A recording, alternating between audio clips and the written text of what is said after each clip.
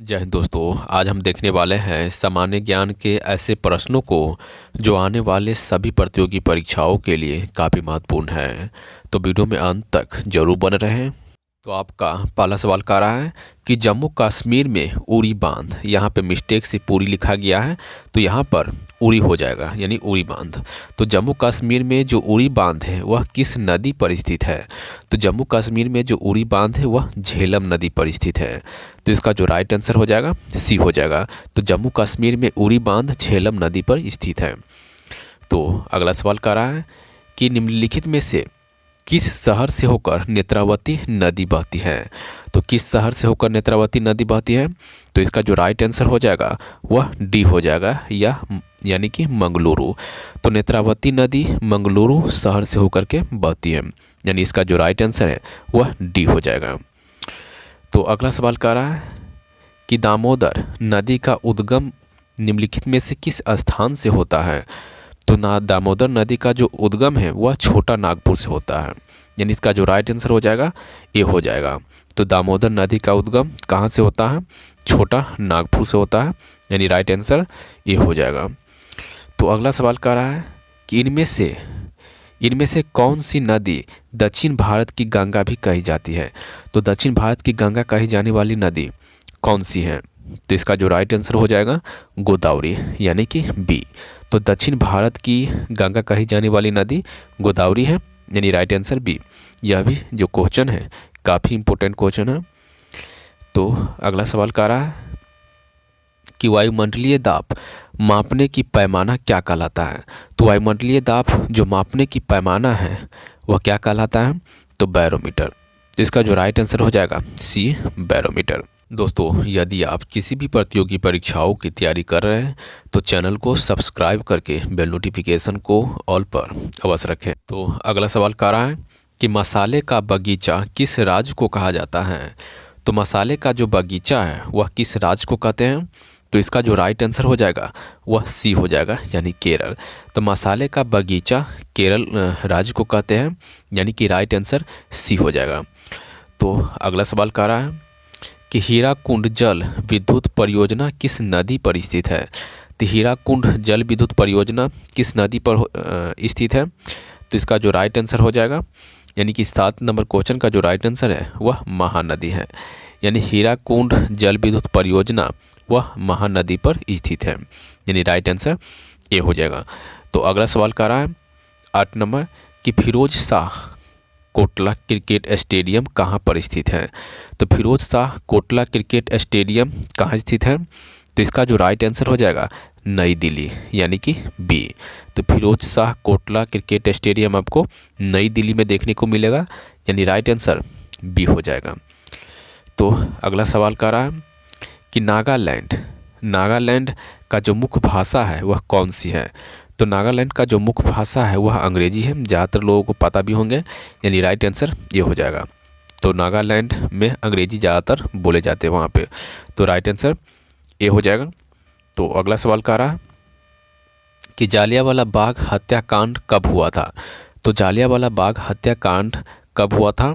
इसका जो right answer हो जाएगा 13 अप्रैल 1919, यानी कि सी। तो यह भी क्वेश्चन कई एग्जामों में कई बार पूछा जा चुका है। तो जालियांवाला बाग हत्याकांड आपको कब हुआ था? 13 अप्रैल 1919 को, यानी राइट आंसर सी हो जाएगा।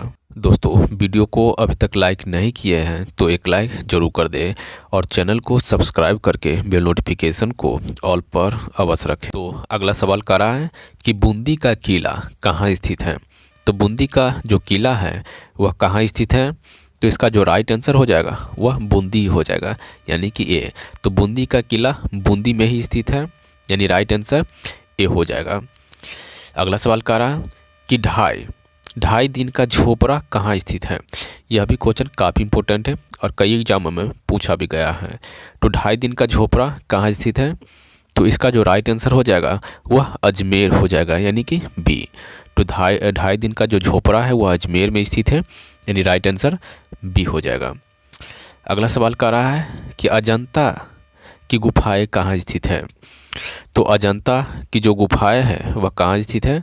तो इसका जो राइट आंसर हो जाएगा वह औरंगाबाद हो जाएगा, यानी कि सी। तो अजंता की गुफाएं आपको औरंगाबाद में देखने को मिलेंगे, यानी कि इसका जो राइट आंसर है सी हो जाएगा।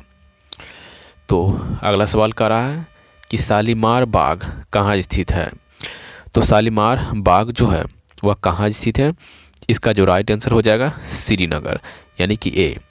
तो शालीमार बाग आपको श्रीनगर में देखने को मिलेंगे, यानी राइट आंसर ए हो जाएगा। तो अगला सवाल कर रहा है कि उमेद भवन कहाँ स्थित है। तो उमेद भवन जो है वह कहाँ स्थित है, तो यह आपको जोधपुर में देखने को मिलेंगे, यानी जोधपुर में स्थित है।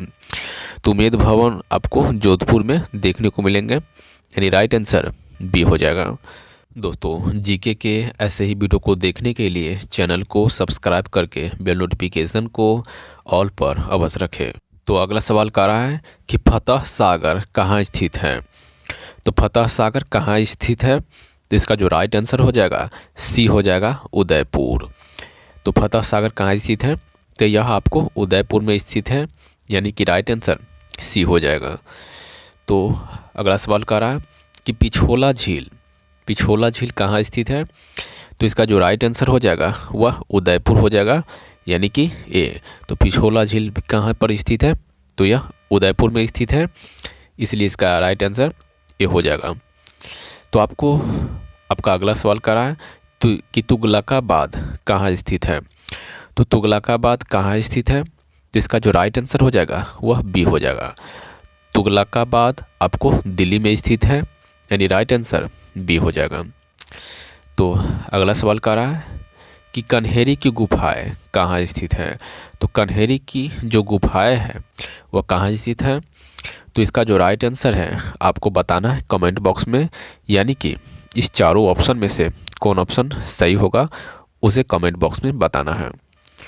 अगला सवाल कर रहा है कि शेरगढ़ किला कहाँ स्थित है। तो शेरगढ़ किला कहाँ स्थित है, तो इसका सही आंसर हो जाएगा बी, धौलपुर में स्थित है। तो शेरगढ़ किला कहाँ स्थित है, धौलपुर में स्थित है, यानी राइट आंसर बी हो जाएगा। यह भी क्वेश्चन काफ़ी इंपॉर्टेंट है और एग्जामों में पूछा भी गया है। तो आज का यह सेशन यही समाप्त होता है, फिर मिलते हैं नेक्स्ट वीडियो में। दोस्तों यदि आप चैनल पर पहली बार आए हैं तो चैनल को सब्सक्राइब करके बेल नोटिफिकेशन को ऑल पर अवश्य रखें। धन्यवाद।